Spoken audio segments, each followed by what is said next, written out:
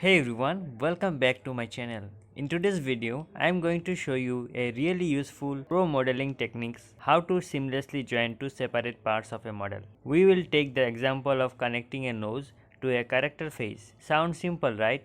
But if you don't do it correctly, you can end up with messy geometry or sculpting headaches. So stick around because by the end of the tutorial, you will know how to merge parts together cleanly using bridge edge loops. And these tricks can save you tons of time. Here you can see this character has a big nose. You probably think this is part of the main face. But actually the nose was modeled separately and then joined with the face. Now let me demonstrate the process step by step.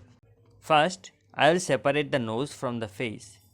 To do this, I'll select the nose in side view, enabling the X-ray toggles. Then press P and choose separate selection.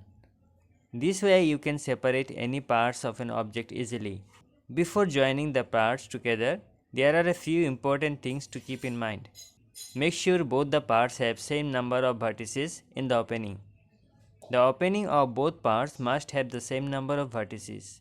To check this, I'll enable the statistics options from the overlay settings.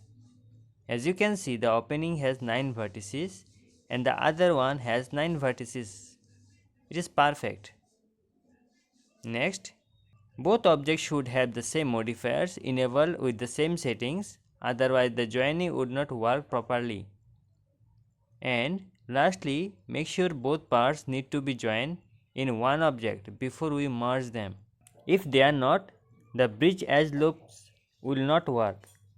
If they are not joined, go to object mode, then select both parts while holding the shift key, then press Ctrl+J to join them.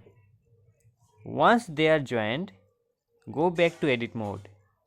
Now select both opening by pressing Alt to select the edge loop, then hold Shift+Alt to select the second loop. Next, press F3 to open the search bar and type bridge edge loops and click it. Just like that, the nose is seamlessly connected to the face. This method is a clean way to attach separate parts without sculpting complex details from scratch. I hope you found this tutorial helpful. If you did, don't forget to like, subscribe and stay tuned for more pro modeling techniques in Blender. See you in the next video.